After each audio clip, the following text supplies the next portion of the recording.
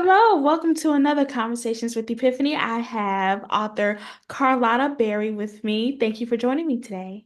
Thank you for having me. Thank you.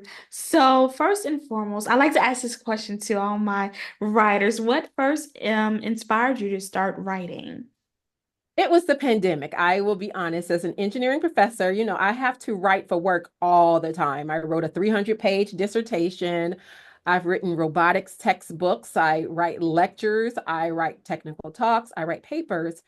But during the pandemic, I was talking to some of my engineering professor friends, and we always talk about how we really want to see more women and Black and brown people in engineering, science, technology, and math. And then we're like, oh, but engineering has a marketing problem. They were like, we need to have like a web series like Issa Rae, or we need to have a TV show like MacGyver, or we need to have some really cool movies, more Hidden Figures movies. And during that discussion, we decided that's too hard. But what we could start with is writing books where we show Black women doing STEM while also living their everyday lives. I have been a romance head since I was in high school. So I decided that if I was going to write fictional books about Black women in STEM, it was going to be a romance novel. But the goal was really for us to achieve a mission by using fictional writing. And then all of us kind of fell in love with it in different ways. I also now write children's books.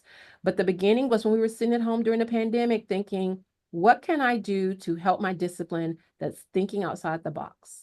That's really good. And that kind of like ties into the aspect of writing STEM, like and where it came from and all those things. That's very unique and way of doing it to get more Black and brown people, women into STEM and engineering. And so that's really cool. So I would say with that, how do you ensure that your characters stay authentic to their true self when it comes to writing in romance and STEM together? I try to sneak a little bit of our experiences into every story. I've only written two books so far. And I made a genre that I call Black STEM romance because I want to make it clear that it's not just a romance, but the woman is a female main character in STEM. But there are some challenges that women and Black and brown people face in science, technology, engineering, and math. So I want to make sure that comes out because not only are we just recruiting people, but we want to make sure they come prepared and equipped and with resources to be successful. So to be authentic in my stories, there's always going to be something where I sneak in something about the STEM as well. For example, in book one, Elevated Inferno Monet's Moment, she is a master's student in computer science and her area of research is robotics. So she's getting near the end and she needs to finish her thesis when she meets her romantic, her love interest. And one of the things that always happens is, you're always torn. There's this work-life balance between personal life and professional life. And so I wanted one of her challenges to be her thesis advisor really wants her getting back to work. Her thesis advisor needs to get tenure. She needs to graduate master students. And so she's like, you're getting distracted with this man. I need you in the lab doing research and I need you to write your thesis because that's something that would honestly happen to a person in STEM. And she has to kind of make choices like, love don't come along every day. Can I balance these two things? But those are some of the kind of decisions that they have to make. In my second book, Chandler is a nurse, and her challenge is more along the line of not being respected, her credentials being questioned by the doctors or by the patients who think she's a candy striper, or, sometimes, nurses will do much more for you than a doctor. So that's part of her challenge as well. But while they're falling in love, I always want to also show some professional aspects of their career so that people can see some of the things that we deal with. That's very interesting and like, incorporating all that together in from a work point set of view and also mixing it with love. Um, in your opinion, what challenges and joys does writing Black Love STEM? What does that present for you? I'm going to go challenges first. Hate to be a negative Nelly, but I'm going to do that first. Getting eyes on my work. I know it's unique. I had to go through a whole paradigm shift when I started writing romance because I knew how to do technical writing. I knew how to do writing as an engineer. I did not know how to do fictional writing, and I did not know how to do fictional writing well. So I had to get a mentor. I had to get an editor. I had to read. I didn't know anything about, point of development, character development, plot development, tropes, point of view, so I've had to do a lot of internal and external, development in order to figure out how to write correctly. And, the first book I started at in 2021 still has never come out because I was writing blind at first, not knowing the proper process to do this. So once I was finally able to achieve my goal, I would love for more people to see it. So a big part is being self-published, being an independent entrepreneur, and getting people and getting eyes on your books. I did try the query route for quite a while for my children's books and my romance novels. And then I decided after over a year and numerous rejections that the voice and the work that I had, it was more important for people to see my stories and read them than for me to have an agent or a publisher. So I do self-publish my work with a vanity press. So that is the main challenge.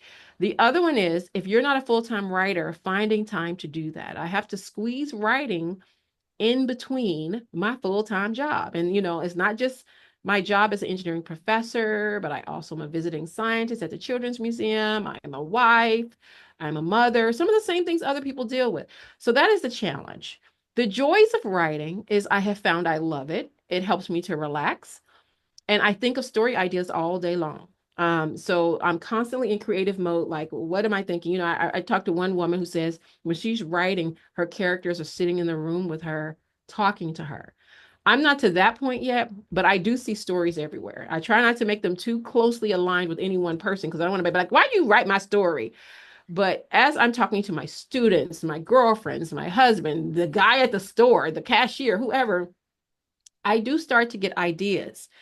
And so that is great. And that is the joy. And also, when somebody reads my story and they respond, and I can tell that they get it and they embrace my vision. I had one woman who wrote me in the middle of the night and said, oh my God, once I picked it up, I could not stop. And I had to finish it. And I read through the night and was almost late for church. That's when I know she gets it. And I know that she gets it right. So when I get comments like that, I know that my mission is being achieved. Wow.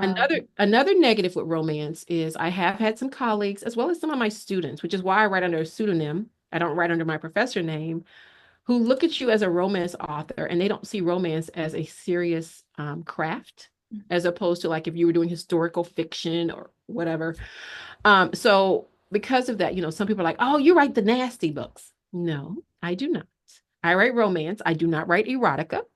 And so getting them to see that this is a legitimate genre, and then it's more than just porn on the page, as I heard somebody say the other day. Wow. Yeah, and that is also and that's a good point to be made because what we just take love because love is in everything that we do. Like you have love for your family, you have love for your friends, you have love for what you do. So just love in its sense, and because a book is classified as romance doesn't mean it'll not have other love, love identities such as, mother or friend or, like classmate, things like that. So I think once it gets to the broader aspect of just like this is a book about love, then which is something that we all go And love is through. everywhere. And just Yes, because I'm experiencing love with a man does not mean there's not some character development. There's not life going on around it. Life is happening. It's not just a bedroom and a book, right? There's a lot of exactly. things going on here. There's That's a so full true. story arc, you Hmm. know, wins and losses, challenges and successes. That's all there. Exactly. Exactly. So true. And I know you said you get your creative juices from talking to people. So would you say that is like your best way of, are you more of a talker or you people watch or you like to talk to different people to like if you're lacking your creative vision in the moment, is that how you get your creative juices flowing? Actually more of an introvert. I think because I talk all day long to teach and to students and to my colleagues, I'm probably more of an observer, but I also get ideas from social media. I do a lot of engagement on Instagram, TikTok, Twitter, LinkedIn, and I get ideas from stories that people post. In fact, my first book came from a story that I saw on Instagram. The book does not match up exactly, Mhm. but watching that whole thing play out on Instagram, planted my idea for my first book. And Wow. what it is that Monet, the main character, gets stuck in an elevator on the way to her internship, her interview for her job interview for her internship. And her male main character is the firefighter who rescues her in the elevator. That's how they meet. And where that came from is on Instagram during the pandemic, about 3 or 4 years ago. There was a young lady and her friends who were stuck in an elevator, and they live streamed it. And then the firefighter who rescued them was very, very handsome. And so after he rescued her, there was this whole thing about they're going to make a love connection. And people were like, y'all got to meet up, whatever. And it went viral. And it went so viral because the firefighter wasn't on social media. It went so viral that his sister saw it and reached out to him. It's like, you need to go on social media. You are trending. So he created an Instagram account to thank her and thank everybody who was trying to make a love connection. Then he then shared, I'm married and I have a child, which I thought was hilarious. So I was like, I am going to do this, but the guy is not going to be married. So similarly, he didn't have social media. His friend helps him make social media. He responds and they end up going out, and that's how they start dating. So that one Wow. actually came from social media.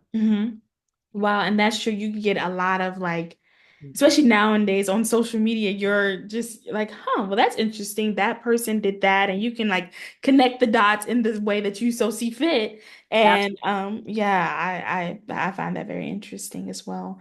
Well, what would you like your readers to take away from your books?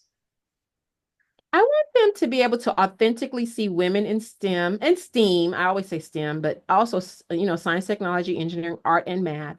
They are all interconnected. You can't really have one without the other. As well-rounded intersectional human beings. A lot of times, if you meet someone and you tell them you're an engineer, you tell them you're a professor, you tell them you're a scientist, they're like, oh my God, you are a super nerd. Oh my God, you are a genius. You are so smart. I couldn't even pass high school algebra. I want people to walk away from my books realizing we are regular, degular, schmegler people, just like everybody else. We experience love and loss.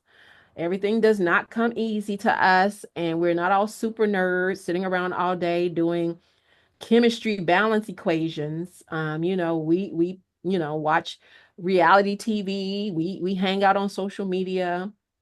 We may be nerdy, but we're also goofy. We may be fun. But to see us as well-rounded individuals, not totally defined by our career, our job, or our interest, but by everything that is going on with us, especially Black women being intersectional.